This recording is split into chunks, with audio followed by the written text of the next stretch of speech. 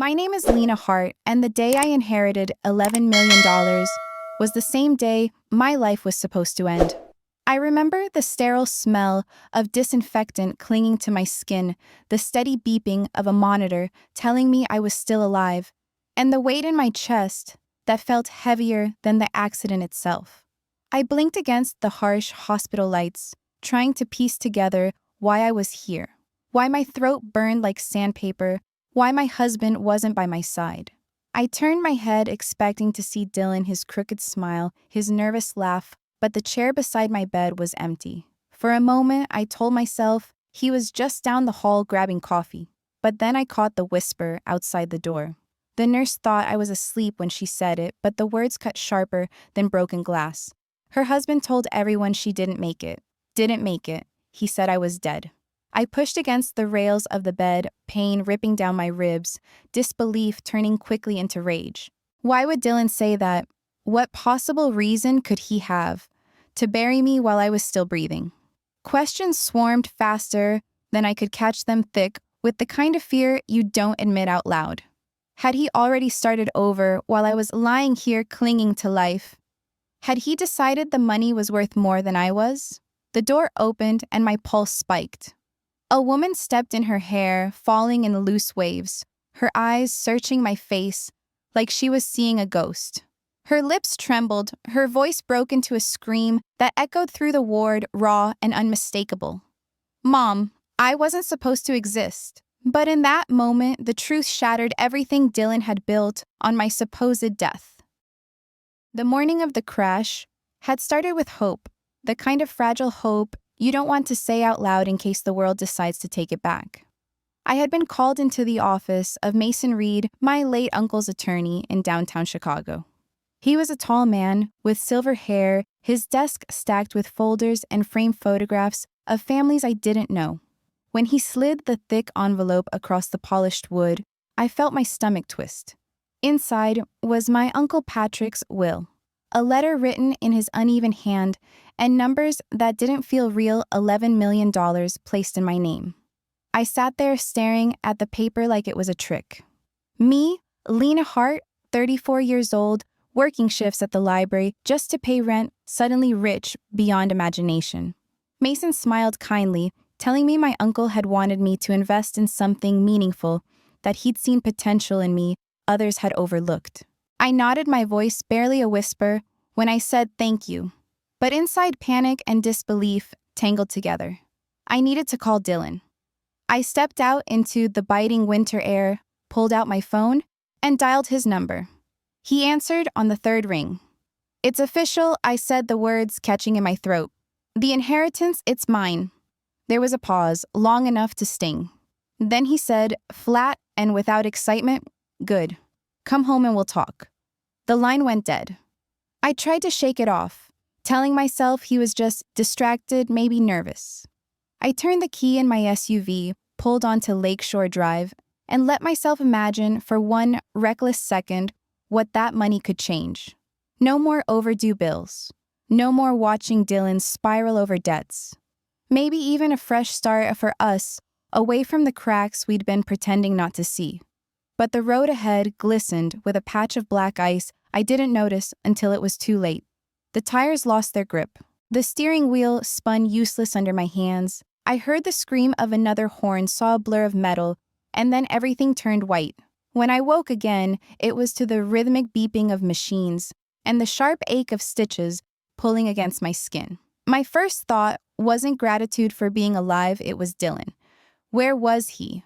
Why wasn't he here? I asked the nurse to call him, certain he'd rush through the doors any moment. She tried twice. He didn't pick up. By the second day, a cold unease began to creep in. My phone was gone, my body weak, and the man who vowed to love me through everything had disappeared without a trace. The hours in the hospital stretched like years. I pressed the call button more than once, asking the nurses if anyone had checked in for me. They gave me polite smiles, shaking their heads, telling me maybe my husband had called the front desk. But no one had. The empty chair at my bedside became heavier each time I opened my eyes. By the third night, the silence felt like an accusation. Nora, the nurse, who had been on my floor, most often tried to distract me with small talk. She asked about my job, the books I liked, even offered to bring me tea instead of water. One afternoon, I heard her voice outside my door, hushed but unmistakable. She didn't know I was awake. It's strange, she whispered to another nurse. Her husband told people she passed away after the crash. The words punched the air out of my lungs.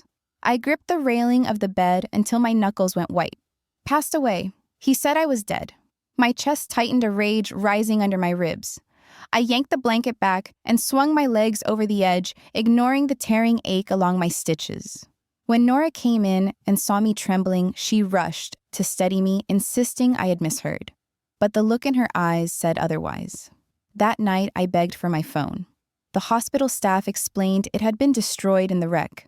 The sense of isolation pressed down on me like a weight. I asked Nora if I could use the nurse's station computer to check something. She hesitated but finally agreed, sliding me into a chair when the ward quieted down. My hands shook as I logged into my email. Password worked.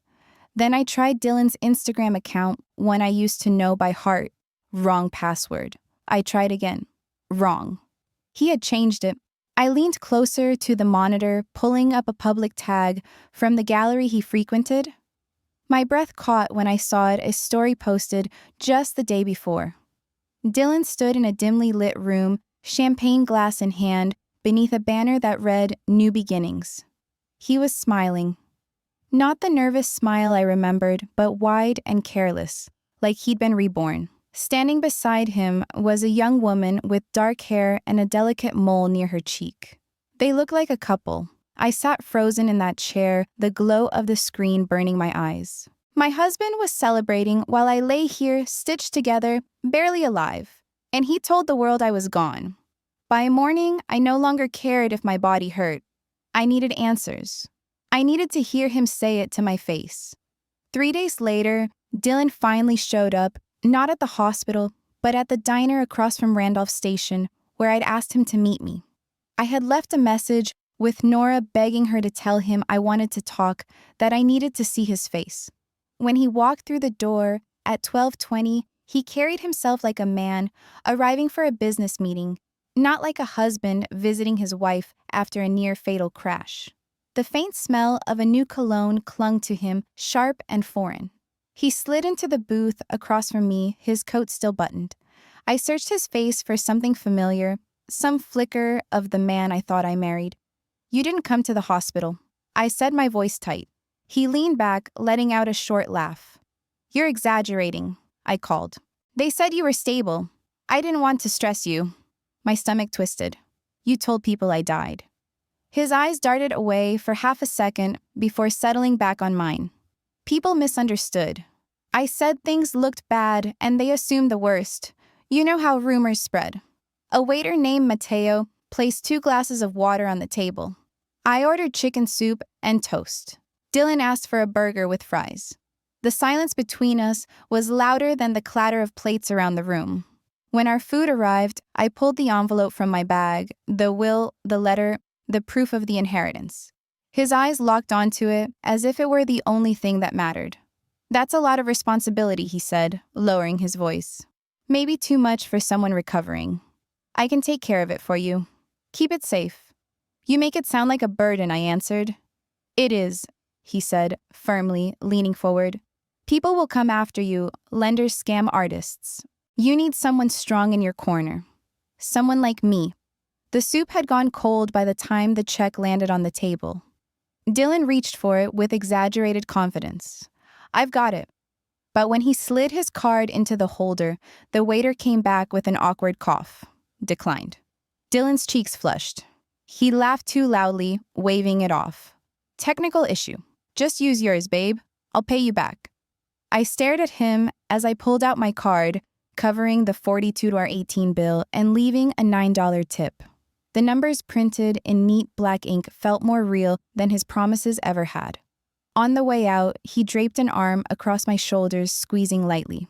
"Don't overthink everything," he whispered. "Focus on healing. I'll handle the rest." But I wasn't thinking about healing anymore. I was thinking about the orange pill bottle tucked into my hospital bag, labeled with my name prescribed by a doctor I had never met. Something about this accident had been planned. That night, I forced myself out of bed and into a cab headed for North Pier Gallery. Through the glass, I saw warm lights, the shimmer of champagne, Dylan standing under a banner that read, "New Beginnings." He was alive with energy, laughing, his paintings hanging like trophies. My breath caught. He had built a celebration on top of my supposed death. When he noticed me, his smile faltered for only a heartbeat. Then he walked over, masking shock with charm. "You shouldn't be here," he whispered, steering me away from the guests. Before I could answer, a young woman joined him, a glass in hand, her eyes wide and uncertain. Dylan introduced her as Ava, the gallery assistant. She smiled politely, but her voice trembled when she asked if I needed water. Something about her struck me, though I couldn't place why. Behind us, I heard murmurs. Didn't his wife die in that crash? Then who's she? The whispers sliced deeper than the cold wind outside. Dylan leaned close as we stepped into the night air. "Don't embarrass yourself," he hissed. I met his eyes. "They're already talking." The next morning, I sat in Mason's office, my hands wrapped around the inheritance papers. I told him about the gallery, about Ava, about the whispers. Then I pulled out the pill bottle I'd found in my hospital bag. Mason examined the label, his expression grim. "Prescribed by a doctor you've never met. This looks forged, Lena. He wanted you sedated." He opened a file and showed me a photocopy. "Yesterday, a man came here pretending to be your cousin, asking me to release the estate. It was Dylan. He's already trying to take control." My chest tightened. He's telling people I'm dead and trying to erase me from my own life. Mason leaned forward. "We need proof. I'll request permission to install a camera in your hospital room. Once he tries to pressure you, we'll have it on record." That evening, when I returned to the ward, I noticed the faint red light blinking in the corner. For the first time, I felt like I had a weapon. 2 days later, Mason called me back. He placed a printed license on the desk. "Cook County," he said. "Filed 48 hours after your accident." I stared at the names, Dylan Cole and Ava Monroe. My throat burned. "That's not possible. He's still married to me. That's bigamy." Mason confirmed. "He was counting on you being gone." The room spun as rage pushed through my veins. Dylan hadn't just lied, he had erased me. Mason's voice steadied me. "If we catch him on camera admitting you're alive, this becomes airtight. Let him come to you. Let him think you're ready to hand it all over." That night in my hospital bed, I rehearsed every word. I would play weak, let him bring his documents, and when he pushed too far, the camera would see everything. For once, the trap wasn't his. It was mine. At 3:05 the next afternoon, Dylan walked into my room carrying a leather folder. He smiled too easily, setting papers on the tray. "Power of attorney," he said smoothly. "Just temporary. I'll keep the money safe until you're strong again." I let the pen rest in my hand. "Safe for who?" His jaw tightened. "Don't start. I'm helping you." I placed the pen back down. "You didn't look worried at that party." His mask-cracked voice dropping sharp. "You shouldn't have been there." I pressed the call button.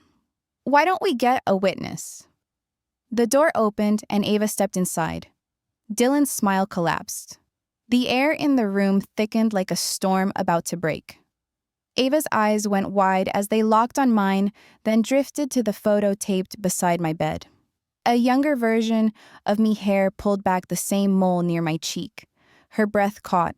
"Oh my God," she whispered. Then the scream tore from her throat. "Mom." The word froze Dylan in place. He lunged toward her, his voice frantic. "You don't know what you're saying." But Ava shook her head, tears streaming. "You lied. You told me she was dead. You married me to cover your tracks." My chest ached as I forced the truth out. "Yes, Ava, I'm your mother." Mason stepped in, holding Dylan's forged papers. "It's all here, fraudulent prescriptions, bigamy, attempted theft. And now recorded proof." Dylan's face drained of color. "You set me up." "No," I said quietly. You buried me before I was gone. And now, the world will see it. The red light in the corner glowed steady, capturing everything. Part 9. Expanded 150 words, 400 words. 2 weeks later, Dylan sat across from the state prosecutor, pale and shaking.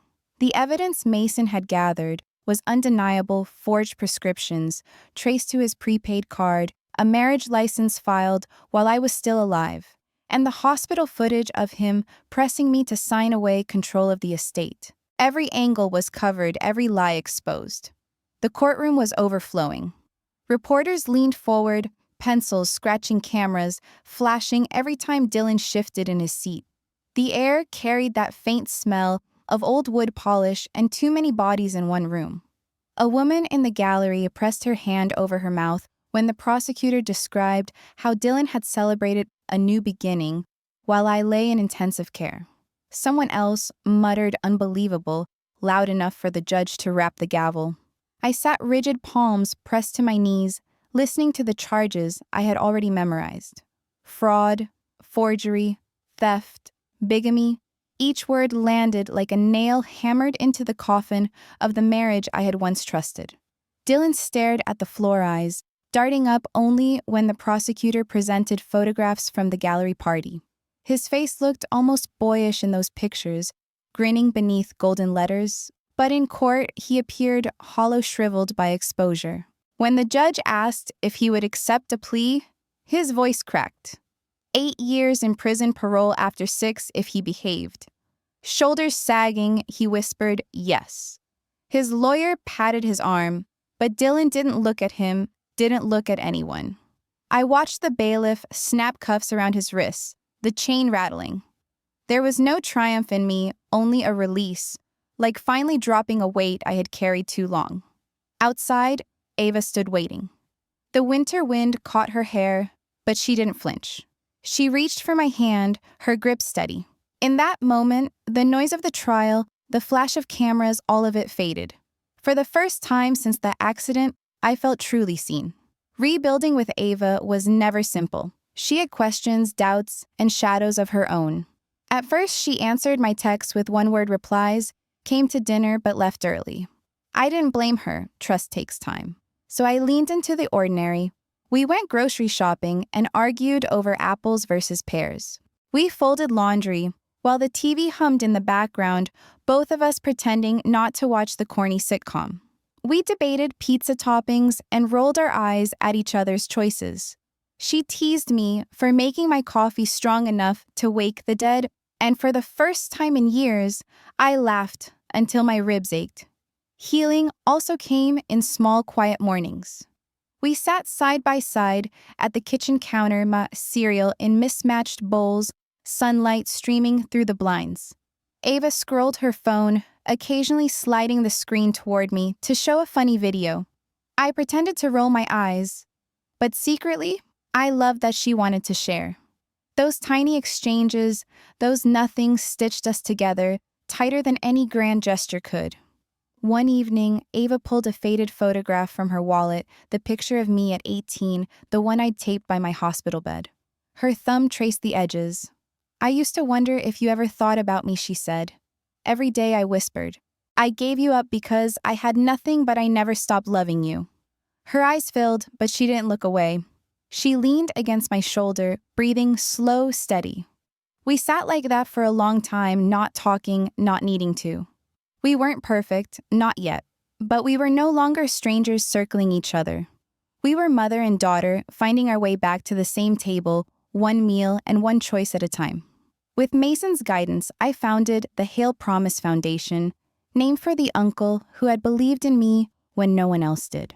The paperwork was endless, the board meetings exhausting, but this time, I didn't feel buried.